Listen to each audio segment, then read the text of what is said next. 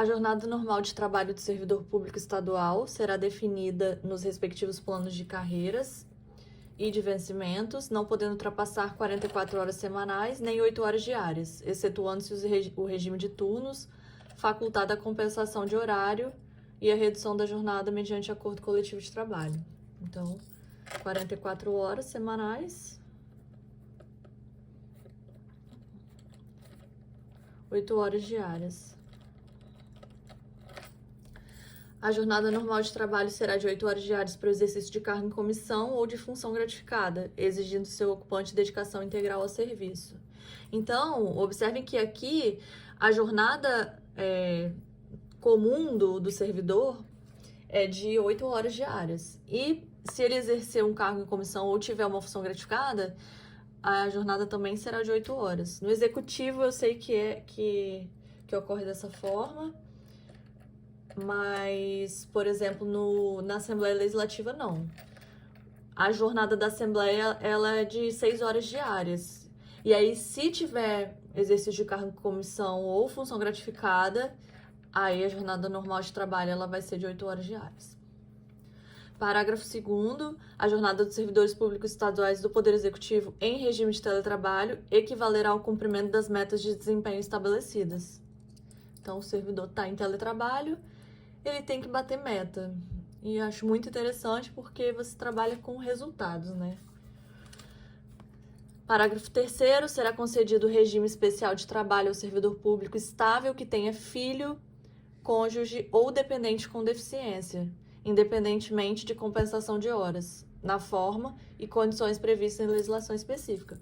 Então, se tem um filho, um cônjuge ou um dependente que tenha deficiência que dependa desse servidor, ele vai ter um regime especial de trabalho. E isso independe de compensação de horas. Então, se esse horário de trabalho dele for de 5 horas diárias, ele vai trabalhar 5 horas, não vai precisar compensar.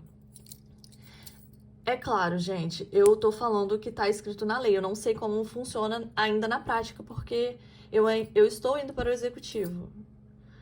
Atualmente, eu sou servidora numa autarquia federal, então eu tô falando... como eu falei desde o princípio, que eu comecei a fazer o estudo sistematizado, é da lei, é para fazer prova. Então, vamos, mais uma vez, focar o estudo para a letra da lei, para que a gente possa resolver a prova e acertar a questão, porque é isso que vai te garantir o cargo público, é somente isso. Então, a gente tem que ser bem objetivo, bem focado na meta. Artigo 21, poderá haver prorrogação da duração normal do trabalho por necessidade de serviço ou por motivo de força maior. A prorrogação de que trata este artigo será remunerada na forma do artigo 101 e não poderá exceder o limite de 2 horas diárias, salvo nos casos de jornada especial ou regime de turnos. Em situações excepcionais e de necessidade imediata, as horas que excederem a jornada normal serão compensadas pela correspondente diminuição em dias subsequentes. Atendida a conveniência do serviço, ao servidor público que seja estudante, será concedido horário especial de trabalho sem prejuízo de sua remuneração e demais vantagens, observadas as seguintes condições: comprovação da incompatibilidade dos horários das aulas e do serviço, mediante atestado fornecido pela instituição de ensino onde esteja matriculado, e apresentação de atestado de frequência mensal fornecido pela instituição de ensino. Parágrafo único. O horário especial que se refere a este artigo importará a compensação da jornada normal com a prestação de serviço em horário antecipado ou prorrogado ou no período correspondente às férias escolares. O que acontece aqui nessa situação? Então, você é servidor e você faz faculdade pela manhã, e isso implica o seu atraso diário de 1 hora. Então, vamos supor que o horário de entrada é às 8 horas, mas como você tem uma matéria na faculdade, você só consegue chegar na secretaria, lá no órgão, às 9. Então, você tem 1 hora de atraso. Essa 1 hora, ela tem que ser justificada, né? Claro, comprovada com a incompatibilidade dos horários da aula e o serviço, ou seja, você está na aula, você não tem como estar no serviço. E tem que ser apresentado também a frequência mensal. Então, as próprias faculdades, elas fornecem esses atestados para que você apresente lá no serviço, no trabalho, que você está frequentando a aula, que isso é importante.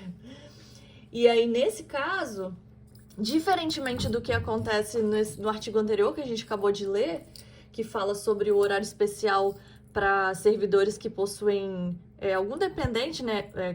As 3 situações, né? De filho, cônjuge, o companheiro, que sejam dependentes e que não precisam, na outra situação, eles não precisam, o servidor não precisa compensar a hora. Aqui não. No caso de estudante, você pode ver aqui que importa a compensação da jornada normal com a prestação de serviço. Então, você pode chegar antes, depois que acabar, né? Porque depois de 6 meses vai acabar a matéria, enfim, o período que for necessário, você vai ter que pagar essas horas, vai ter que pagar essas horas. Antes, depois, chegando antes, ficando depois do horário, ou então durante as férias escolares, para já não ir acumulando e isso já ir sendo compensado. Então, isso aqui também é algo interessante, né, para ser anotado aí. Artigo 23. Entre 2 jornadas de trabalho, haverá um período mínimo de 11 horas consecutivas para descanso. Artigo 24. Nos serviços permanentes de datilografia, digitação, operações de telex, escriturações ou cálculo, a cada período de 90 minutos de trabalho consecutivo corresponderá um repouso de 10 minutos não deduzidos da duração normal do trabalho. Bom, eu acho que esse artigo é um pouco antigo, né? Operação de telex. Nem me recordo muito bem o que é isso, mas... Enfim, tá aqui. A gente tem que saber que tem que ter um repouso, né? Cada 90 minutos, a cada 1h30, você vai ter um repouso de 10 minutos. E esses 10 minutos que você vai ficar lá descansando, não vai ser deduzido da duração normal do trabalho. A frequência do servidor público será apurada por meio de registros a serem definidos pela administração, pelos quais se verificarão diariamente as entradas e saídas, excetuando-se aqueles servidores que atuam em regime de teletrabalho, aplicando-se a estes o previsto na lei complementar específica que trata dessa matéria. Então, registro do ponto é para quem trabalha presencialmente. Quem está em regime de teletrabalho vai ter uma lei específica. O registro de frequência deverá ser efetuado dentro do horário determinado para o início do expediente, com uma tolerância máxima de 15 minutos, no limite de 1 vez por semana e no máximo 3 ao mês, salvo em relação aos cargos em comissão, funções gratificadas, cuja frequência obedecerá ao que dispuser o regulamento. O atraso no registro da frequência, com a utilização da tolerância prevista neste artigo, terá que ser obrigatoriamente compensado no mesmo dia. Então, tolerância máxima de 15 minutos 1 vez por semana, no máximo 3 ao mês. Compete ao chefe imediato do servidor público o controle e a fiscalização de sua frequência, sob pena de responsabilidade funcional e perda de confiança, passível de exoneração ou dispensa. Parágrafo único. A falta de registro de frequência ou a prática de ações que visem a sua burla pelo servidor público implicarão a adoção obrigatória pela chefia imediata das providências necessárias à aplicação da pena disciplinar cabível. Artigo 28. A fixação do horário de trabalho do servidor público será feito pela autoridade competente, podendo ser alterada por conveniência da administração.